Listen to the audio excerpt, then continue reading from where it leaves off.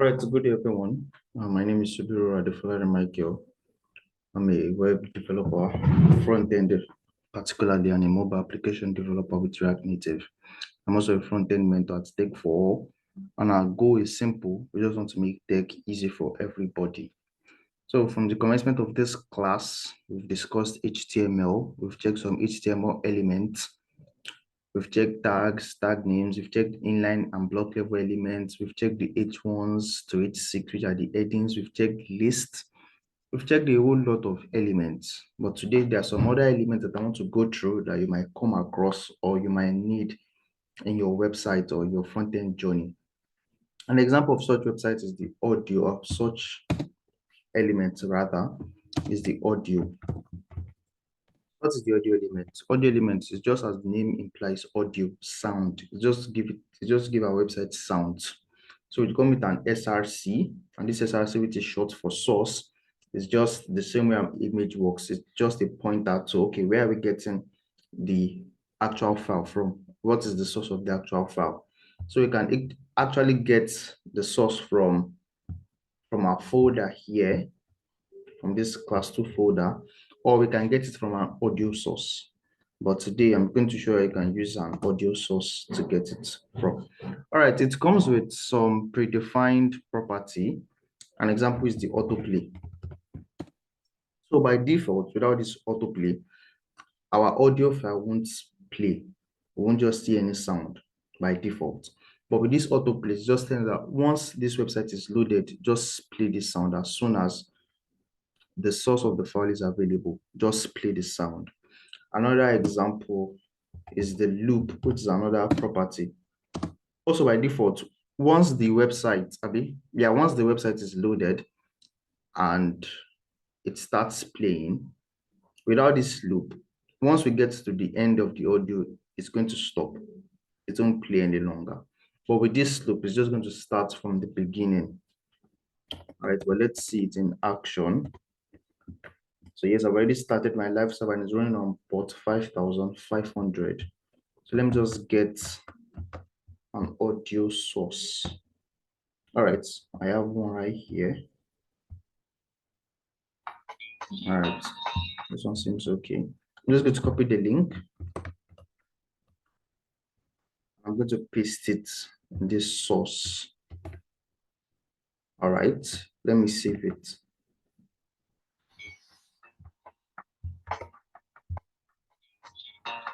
Can hear you can hear the background song already. You can hear this one from the website, and you can see this tab is playing audio. It's just characterized because of our autoplay that is working. If I remove the autoplay and just remove it and save it, we don't hear any music any longer. But if I bring it back, autoplay, and let me save it, you can hear the sound of the music. So like we said, okay, let me just remove it. All right, so by default, once that audio file reaches the end, it's going to stop. But with this loop, it's just going to start all over again. So you can give it a very nice effect. This is a nice effect on our website where once it stops, we can just continue playing. Just a subtle effect on our website. All right, so that is for the audio. Another example is the video. The video works same way. We just get the source. I'm going to hide it here too. We get our autoplay, we get our loop property, and it works the same way with the audio. That's what the same way with the audio. Another element we have is the iframe. So what is an iframe element? An iframe element is just like we're taking a particular context, a browsing context, and we're embedding it inside our website. So that might not make so much sense, but let me show you an example. Let me go to a new tab.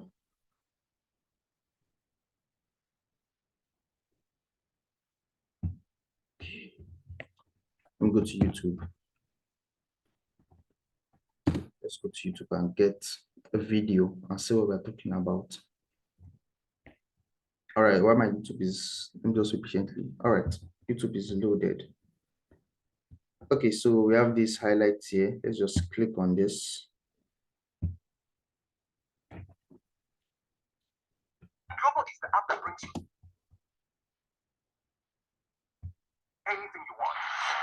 Let's just keep this out. Okay. Welcome to this share. I see this embed. Let me just click on this embed. Now we see this iframe. Let us copy it. Let's copy this iframe. See, copy it. Let us embed it in our website. All right. Let us save it. And let's go back to our site. Now, can we see? We have this context, this YouTube context in our own website also. So that's just what an iframe is. An iframe is just taking a part of YouTube, this particular one, and we can now play it on our own website. So if we have, let's say we have a company, a website company, and we have a video ad on YouTube, so we can just link it to our website, or we can just show people testimonies that where people have posted on YouTube concerning our business. So we can just use an iframe to also embed it in our website likewise. So just an iframe. It's not a video, it's quite different from a video. As you can see, this is from YouTube. This is watchonyoutube.com. So this, we are getting this from YouTube. It's just normal YouTube, but just embedding it in our website. All right. So let me just comment this out. Comment everything out. Yeah, let me comment this out too. We also have the table in HTML. Table, yes. So table is just a way of representing tables. So this is a table, it has no particular element. And we also have some sub-elements that comes with the table. We have the TR, which is the table row. We have the TH, which is the table head, and quite a few others. So let's just see how it works. Just say, let's say hello world. Yeah, hello world. So that TH. Great. By default, you should not be saying hello world. It's a great day in your table. Just want to use this as an example. Let's save it. Just cancel this. So hello world, it's a great day. This is a table. I can have another TR, another table row, another TH. How are you today? How are you today? Let's have another TH here. I wish you a lovely day ahead. All right, let me save it. So this is our rows and this is our head, a table head. Let me just make another TR. Use the TD now. Hope you are fine. I hope you are fine. I hope you are fine. All right, so this is just a table description with the TD, or a data cell rather in a table, a data cell in a table. So this is just the head. So you should not be doing this actually, but that's just representing a table head, while this is a data in a cell. All right, and with that, you can create complex table designs, but let's just stop at this. So if you look at it by default, it's not fine, does not look pretty. Of course, it's just HTML. We can style it with our CSS. And once we get there, we'll see how we can do that. But the table also comes with a prop, which is a property, which is the border property. So you can just give it a border of 1, and let's see how it looks like. It's just going to give it our table border, and yes, here's our border. It's just giving it a default border of 1 pixels around the entire table rows, the table cells, and everything. So this knowledge of tables, you can go on to create much more complex table. This is just a very simple, very basic table. It's not looking so great. Yeah, but it's just to show you that yes, we also have something with table in HTML. All right, let me cancel it. So yeah, we have quite a lot of HTML elements, but ideally we can't go through everything. It's just a lot. And you have in your classes below there are cheat sheets where you can just copy some of these elements and use them where necessary. All right. So let me just bring this down. Let us take another topic today. So let us have, we have a couple of H1s. Let's say an H1, we have an H2, let's say we have an H3, an H4, and H5. All right. So let me just copy them. Okay.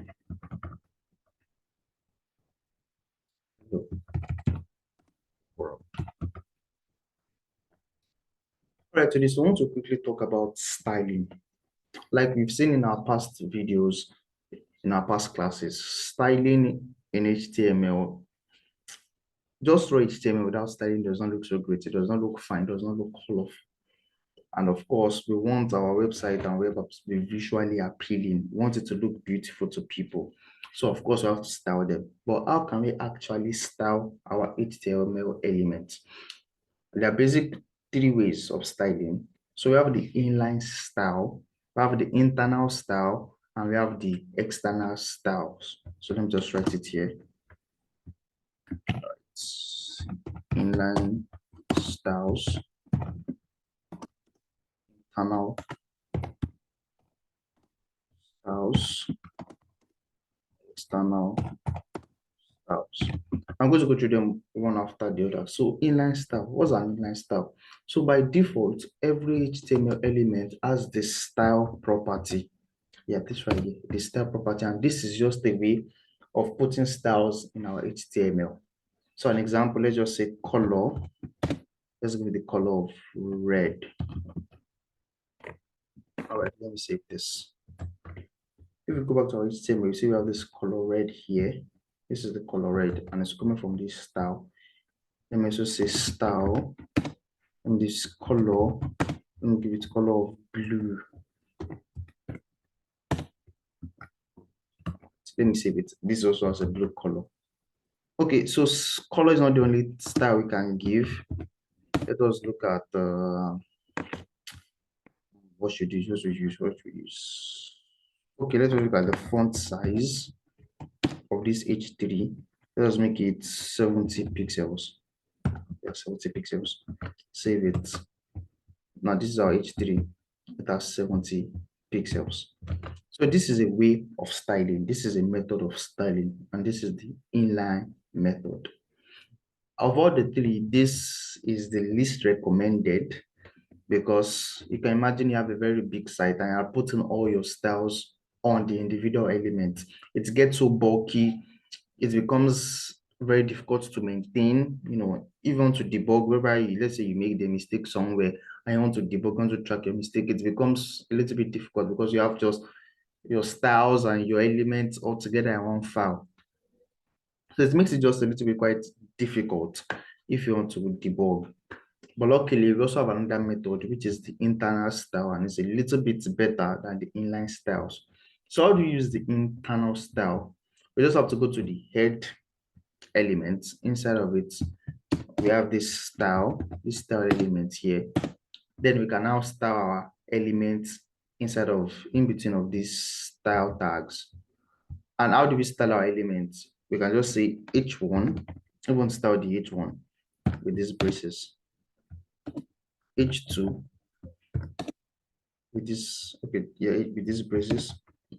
H3 likewise with these braces. So let us give this a color of, let's say color green.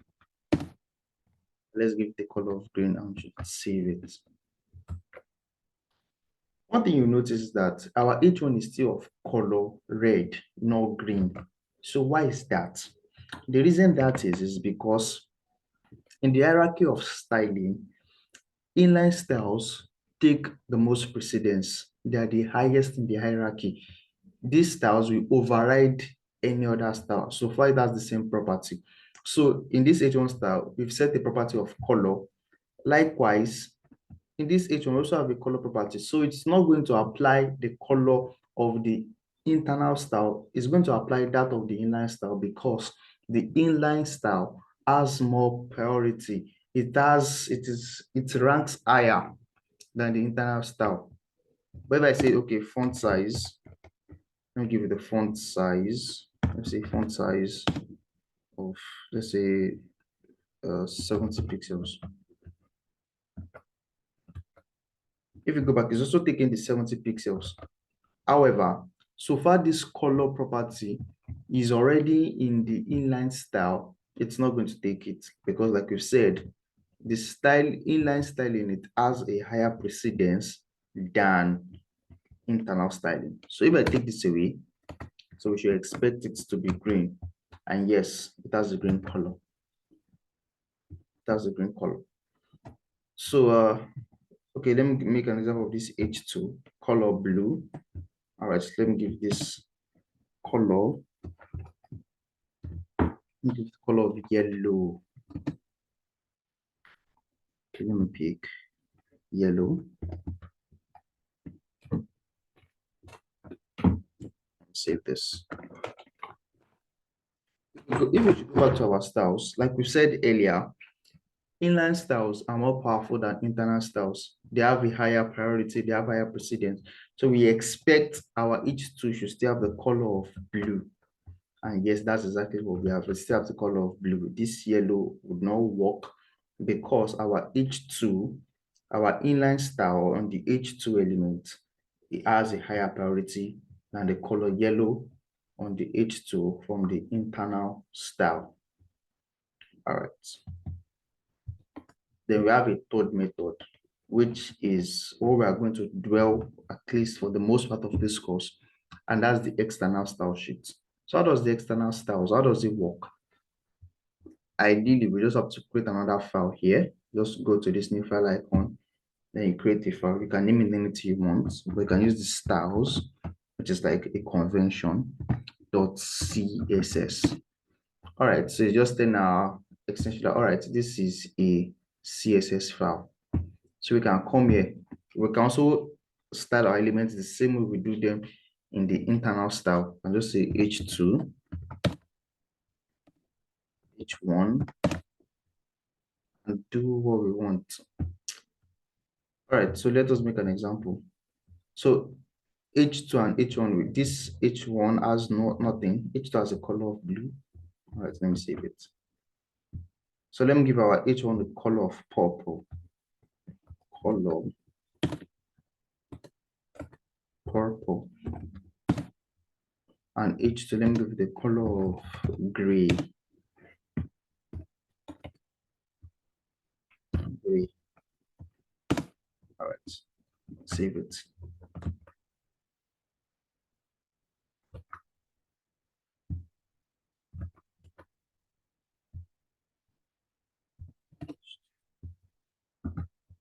Our H1 right here.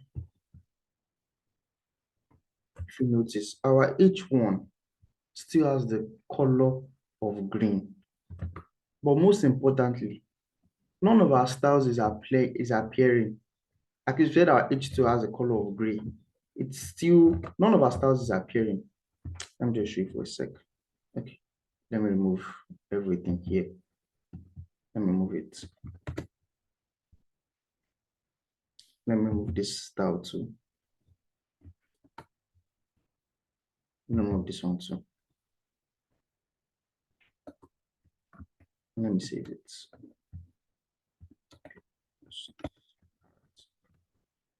Everything is color black. None of our styling from this external style sheet is appearing, and that's because we have not linked it. So there is no way the browser knows that there's a style elsewhere. We have to link it. So how do we link it? To just go to our head element, just click on link, see some of these options generated by Emmet. You click on the one of it, CSS. And it's going to generate this for you. So this we're just talking about the relationship, which is a style sheet. I have the href, which is pointing to the location of our external style sheet. And we have style.css, but we need our own file styles. So let me just put an S here. All right, so let me save this. So if you see now, our H1 is purple and our H2 is gray. But now let me do something. Let me go back to this head style. Let me now say H1 color green. While our H2 color red. Okay, let's go to our browser. You can now see that our H1 has a color of green and our H2 has a color of red. And the reason being is because our internal style has a higher priority than our external style. So this is the priority precedence. Let me just show you right here. Inline styles, inline are priority over internal, which in turn also has a higher priority to external. This is how it goes. So any style that we have inline, it will override every other. So now let me show you an example. Let me just give this a style and I give it a color of tomato. Let me use tomato, or let me use steel. Let me use steel. Let me save it. Our H one is now teal. That's just to show you that the inline styles has a higher priority over the internal and over the external. It's recommended to use your external style sheet whenever you want to style your HTML. If you want to style your website, you should put all your styling in an external style sheet. And that's because it's going to make your code look a lot more cleaner. So in your code here, in your HTML code, you just know that all you have here is just your HTML element. All your styling is in your style sheet. All styling is in your style sheet. But there's something else. There's a declaration in CSS that can make or that can tip the precedence scale, and that is the importance declaration. So let me just show you right here. Importance. So what this does is just going to make sure that no matter the precedence, no matter which style should take priority, any style with this declaration, it will override every other style. So this H1, we have color of purple with the importance. Let me go to the inline style. Let me go to the inline style. Now give it a color style. Color. Let me give it a color of red.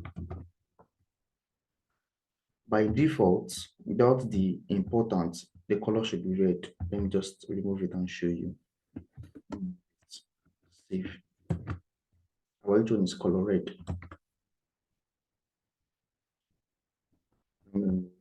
For this one's confusion. All right. So our H1 is color red, and the color red is coming from this. When I go to these styles, our H1 is purple here, and I put the importance declaration and I save it.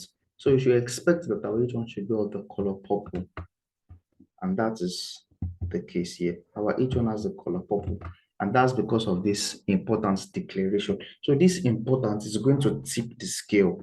So in favor of whatever styling method has this particular declaration.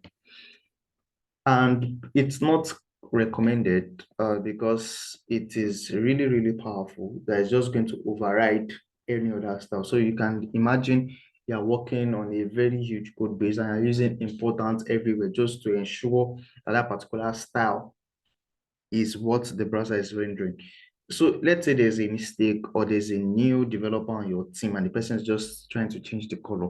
But because you've used the importance tag and declarations elsewhere, to look for it is just going to be a problem and a pain in the ass. The developer will just be trying to, I want to override this style. But because of this important declaration elsewhere, that might become so difficult, making your code base quite toxic. So it's usually recommended not to use it unless it is very, very compulsory. All right, but let me revert it. But what happens if I now use the important here? Let me use it here. All right, so we should expect that this H1, our inline style, will take precedence because it also has the important over here. So let's go back and see. Yeah, we can say it is color red. All right, just remove it.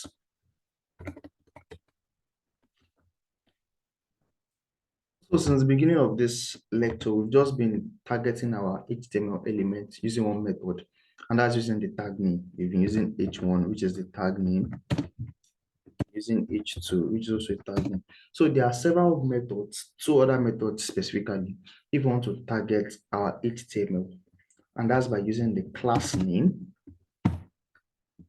class name, and the ID name. All right, these are the two methods whereby we can also access our HTML elements. We have the class name and the ID name. So how did they work? All right. So let's just go to our H1 element. If you want to use a class, what you just have to write is class. Then give it a name. Let me just say heading. I want an ID. Same way, just use ID. And let's just say header. Okay, let me use this. So we have the class heading and an ID of header on this H1 element. So there are three ways we can now style our H1. We can use the element name or the tag name, which is the H1. We can use the class name. If you want to use the class name, you just have to write a dot or a period and your class name, which is heading in our case. Also use your braces. And if you want to target the ID, you have to use the pound symbol also with your ID name, okay, which our case is header. I'll just copy it, header.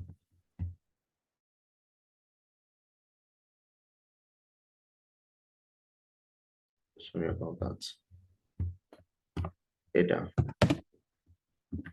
So these are the three ways we can access an HTML element and we can style it. So let us give each of these methods a color, a property of color. So I have color, let's say red. Now the one of the ID of the class, say color, let's say blue. Now our ID, let's say color, let's say yellow. So which one do you think the browser will render? Now we have the same property on the same element, but with three methods of styling, with three styling methods. All right, let's go to our browser and see. We have the yellow, and you can see it over here, the yellow. And that is because in our styling method, our ID take precedence over the class, which then take precedence over the tag name.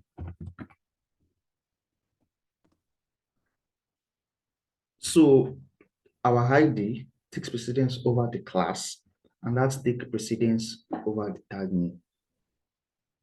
But what happens if we use important here? Let's save it. The color is red. So this important, like we mentioned earlier, is going to override any other styling methods you are using on any element. So the color right here is red, and that's coming from the H1. But if I remove it, of course, it should be yellow. And yes, it is indeed yellow.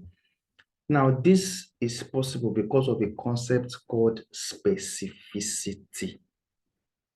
Now, when learning CSS, there are three main concepts that you really need to know and understand.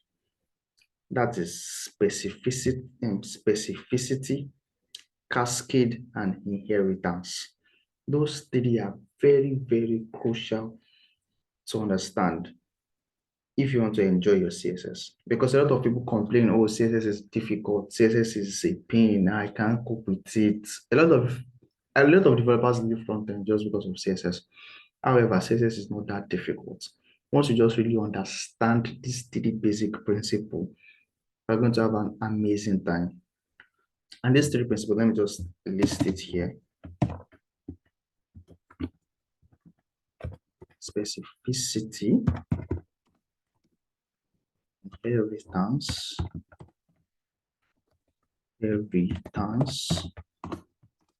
cascade. CSS stands for cascading style sheet. So this cascade, is part of the CSS thing. So these three concepts are very, very crucial in understanding and having a good time when working with CSS. We're going to discuss this in our next class. But I just want you to understand all what we've done so far. We've spoken about internal styles, inline styles, external styles. We've spoken about using tag names, classes, and ID. But why do we have all these other methods of styling? All right, let me just show you an example. The main reason we have that. So in this, our HTML page, we just have one H1. But let us assume we have like 5 H1s. So H1 times, let's say 5. All right, let me just fill them out. Okay, let me just get everything, fill them out. In case you want to have this particular effect, all you just have to do is just copy something common, then use Ctrl D, Ctrl D, Ctrl D, Ctrl D. Just going to give you this effect. So now I'm say hello world. Let me use hello world also. Let me save it. Let me just save this. Okay, let me remove this one right here. Let me remove the class on it. Let me save it. Each of our H1s is color red. And that's because in our style, we're saying H1 should be color red. But in real life scenario, you might not want this. All you want might just be, okay, every other can be red, but you want one particular one should be yellow. Let's say you want the middle one should be yellow. So this is where the class and the ID come in handy. You can just say class just say heading 3, heading dash 3, whatever name you give it. Let's say heading 3. You want this to be color green. So you can just say class heading 3. You go to your style sheet. Let's say heading 3 and save it. Now heading 3 is color blue, while every other of our H1s is color red, but our heading 3 has the color of blue. So this is the advantage or the advantages of elements of class names and ID names. So in case you don't want a particular style to apply to all of the elements which this H1, you don't want that. So you can use a class to target or to distinguish elements from one another. But there are also particular cases whereby you want your tag name to really target everything. And a big example, we're using our list. So let's just show an example where using our element name will come in handy.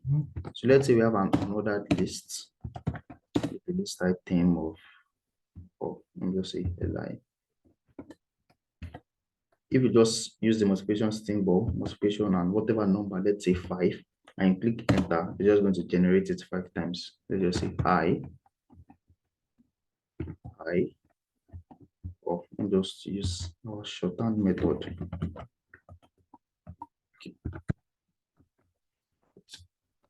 Save this. Save this also.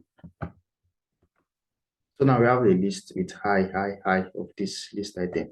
But let's say you don't want this bullet. So a good example of where the element name will come in handy is just saying li, just say list style, just say no. Save it. Now you see all the bullets has been removed. So this is just going to target all of the list item here. It's targeting everything and it's removing the list style.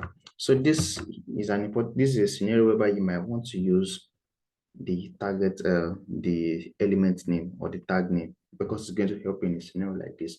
But in most cases, you might not really want this. You might not want to be using it for your H1s and H2s. You just want a particular style for a particular element. So that's where the class name and the IDs come handy.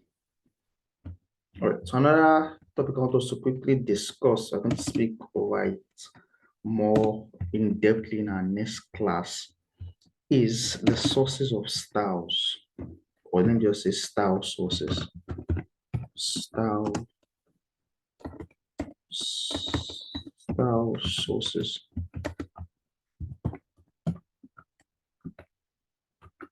So let me just remove all of our styling here and just remove everything.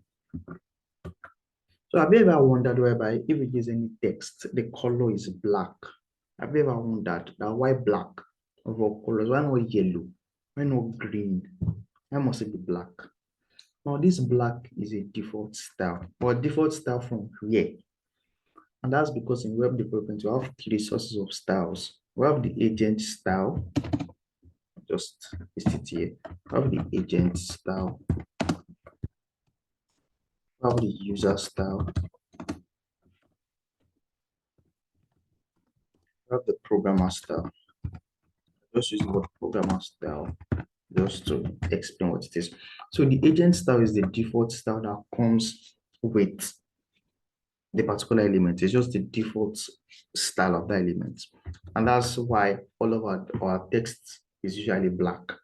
Our text is black. Our links have this color of blue. Let me just show you. Link. Let us say we have a link here, which is an anchor tag.